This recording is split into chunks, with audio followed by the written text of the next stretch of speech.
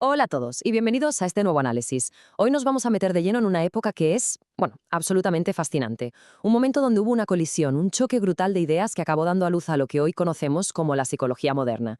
Estamos hablando del siglo XIX, un siglo donde la filosofía, la biología, la medicina y toda esta locura de la revolución industrial chocaron de frente. Así que preparémonos para desentrañar cómo fue realmente esta batalla campal por comprender la mente humana. A ver, pensad en esto por un segundo. ¿Cómo se mide el alma humana? Porque claro, durante muchísimos siglos esta era una pregunta puramente religiosa o como mucho filosófica. Pero el siglo XIX estaba desesperado por encontrar respuestas científicas tangibles, respuestas que se pudieran medir. Ya no servía de nada quedarse sentado especulando. Esta nueva era exigía datos duros, exigía laboratorios y una observación súper rigurosa. El objetivo lo tenían clarísimo. Querían arrancarle los secretos a la conciencia humana y ponerlos literalmente bajo un microscopio. Y para entender cómo lo hicieron, vamos a seguir esta ruta de 5 puntos. Primero, veremos el contexto de la revolución y la secularización. Luego pasaremos a Wundt y su famoso laboratorio experimental. De ahí saltaremos al tremendo impacto del evolucionismo, para después ver la reacción del romanticismo y su defensa de la subjetividad, y cerraremos con la psicopatología francesa, Charcot, Janet y por supuesto Freud. Venga, empezamos con el primer punto, el contexto de la revolución y la secularización. Para entender este cambio, fijaos en este número, 414 millones. Es una auténtica locura. Para el año 1900 la población en Europa había explotado hasta alcanzar esa cifra, o sea, casi el doble que un siglo antes. La revolución industrial estaba poniendo el mundo físico patas arriba y, como os podéis imaginar, esto provocó unos cambios sociales gigantescos. Las ciudades no paraban de crecer, las fábricas se multiplicaban por todas partes y el Estado moderno de repente se vio con la papeleta de tener que gestionar la vida de millones de personas. Ante tantísima complejidad, la sociedad empezó a exigir un control mucho más científico y administrativo. Y claro, la tradicional guía religiosa, que había dominado durante siglos, pues empezó a quedarse bastante al margen. Y aquí es donde vemos un punto de inflexión brutal. Básicamente pasamos de un viejo paradigma victoriano, que se basaba en creencias religiosas y en darle vueltas a la idea de un alma inmortal, a un nuevo paradigma que era pragmático hasta decir basta. A ver, la nueva era de las máquinas exigía eficiencia. Exigía ciencia que se pudiera aplicar en la vida real. Por tanto, la psicología tenía que cortar amarras con la filosofía de una vez por todas y convertirse en una ciencia basada en observar la naturaleza de forma empírica. El alma, que hasta entonces era algo sagrado e intocable, de repente tenía que convertirse en un objeto medible. Lo que nos lleva directos a nuestro segundo punto, Wundt y la creación del laboratorio experimental. La primera gran facción en esta batalla por la mente fueron estos pioneros que decidieron que la única forma de entender lo que pasa por nuestra cabeza era arrastrándolo a un espacio totalmente controlado.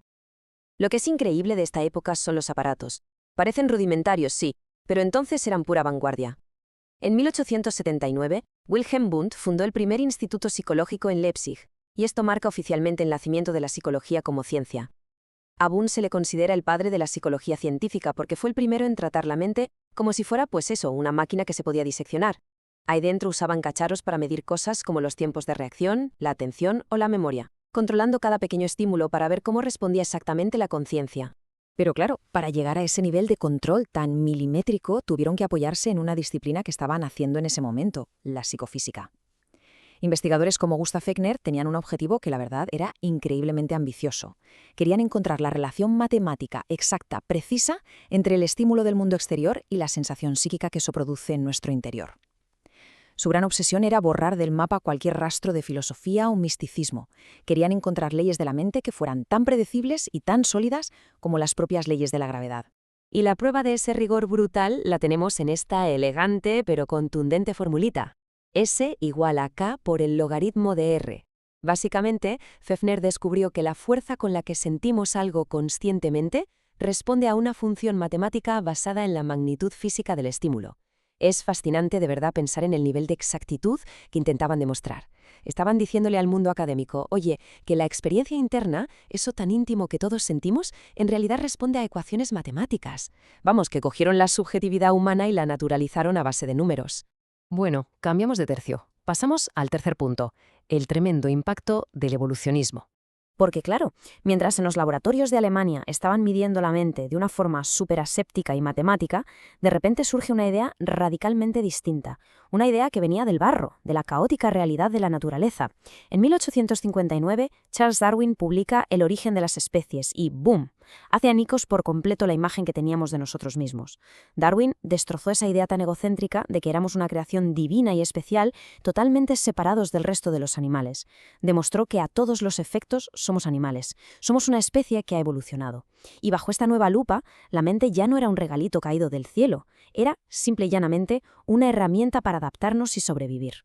Este bombazo biológico trajo consigo conceptos que lo cambiaron todo. Cosas como la selección natural y la supervivencia del más apto dejaron clarísimo que, si nuestro cuerpo había evolucionado, nuestra mente por narices tenía que haber hecho lo mismo, y esto le dio un empujón tremendo a la psicología animal y comparada. Empezaron a estudiar qué mecanismos mentales compartimos con otras especies. Fijaos en el cambio de mentalidad. De repente, las emociones o los instintos ya no se veían como pecados o defectos morales que había que reprimir, que va, ahora se veían como hábitos superútiles, cosas que habíamos heredado genéticamente porque, en el pasado, nos ayudaron a sobrevivir en un mundo que era muy hostil. Llegamos al cuarto punto, el romanticismo y la defensa de la subjetividad. A ver, como os podéis imaginar, no todo el mundo estaba dando saltos de alegría con estas nuevas teorías. A mucha gente no le hacía ni pizca de gracia que les dijeran que eran una simple máquina de carne medible en un laboratorio o poco más que un simio sin pelo guiado por instintos. Y esto provocó una rebelión cultural inmensa. Seguro que reconocéis esta pintura, El caminante sobre el mar de nubes. Es el icono perfecto del romanticismo alemán. Esta gente sentía que tanta ciencia fría y tanta razón matemática estaban a punto de destruir la esencia de la experiencia vital. Ellos exigían que se reconociera el valor de las emociones intensas, de la intuición y de ese mundo interior que todos tenemos. Para un romántico, la mente humana era un misterio profundo y oscuro, algo que jamás cabría en una ecuación matemática. Y creo que nadie resumió esto mejor que el filósofo Arthur Schopenhauer con esta frase espectacular: en el corazón de todo hombre mora una bestia salvaje. ¡Bom! Dan el clavo. Con esto Schopenhauer defendía que justo debajo de esa fina capa de gente racional y civilizada que aparentamos ser, hay una voluntad primaria que arrasa con todo. Es la idea de que dentro de nosotros hay un caos de pasiones totalmente irracionales. El romanticismo plantó esa semilla tan potente de que en el fondo lo que realmente nos mueve escapa a la lógica, que estamos gobernados por fuerzas inconscientes y profundamente subjetivas. Y por fin llegamos al quinto y último punto, la psicopatología, con figuras enormes como Charcot, Janet y Freud. Para ver cómo todas estas tensiones acaban explotando, nos tenemos que ir a Francia, porque allí la mente no se estudiaba en universidades impolutas con cronómetros ni dando paseos románticos por el bosque. No, se estudiaba en un entorno muchísimo más oscuro y dramático, en los manicomios. Fijaos en esta conexión porque es alucinante. Aquí vemos las famosísimas lecciones sobre la histeria que daba Jean-Martin Charcot en el Hospital de la Salpêtrière de París. Charcot usaba la hipnosis y ese trabajo fue la semilla de la que luego brotaría el psicoanálisis, porque claro, a finales de siglo, un joven Sigmund Freud fue alumno suyo y se quedó tan impactado al ver aquellas mentes fracturadas en directo que decidió dejar de lado la neurología de toda la vida. Y eso es lo que, con el tiempo, le llevaría a crear su icónico diván en Londres, mezclando ese rigor médico con una inmersión total en los traumas reprimidos. La forma de trabajar de esta psicología clínica francesa era fascinante. Básicamente le daban la vuelta a lo que hacían los alemanes. Ellos pensaban, oye, para entender cómo funciona un motor, a lo mejor hay que mirar uno que esté roto. Su sujeto de estudio ideal no era el adulto sano, era la mente patológica. Y seguían 3 pasos clarísimos. Primero, observar a fondo la normalidad extrema, sobre todo la histeria. Segundo, usar herramientas clínicas como la hipnosis o la sugestión para saltarse las barreras de la mente consciente y llegar hasta el trauma oculto. Y tercero, desarrollar terapias nuevas. Empezaron buscando la pura catarsis emocional y de ahí fueron refinando la técnica hasta llegar a la asociación libre del psicoanálisis de Freud. En definitiva, estudiando la mente rota, encontraron el mapa para entender la mente sana. Entonces, recapitulando un poco todo este viaje, tenemos el laboratorio experimental calculando la conciencia al milímetro. Tenemos a la biología evolutiva recordándonos que somos un animal más. Tenemos al romanticismo defendiendo a capa y espada nuestra parte más irracional. Y por último, la psicopatología francesa escarbando en las cicatrices de nuestros traumas ocultos. Estos 4 gigantes nacieron del caos del siglo XIX y a día de hoy siguen sosteniendo el edificio de la psicología. Y la gran pregunta que os quiero dejar hoy para que le deis una vuelta es esta. De estos 4 inmensos pilares, ¿cuál creéis que domina realmente la forma en que entendemos, diagnosticamos y tratamos la mente hoy en día? Muchas gracias por acompañarme en este análisis y a seguir cuestionando todo.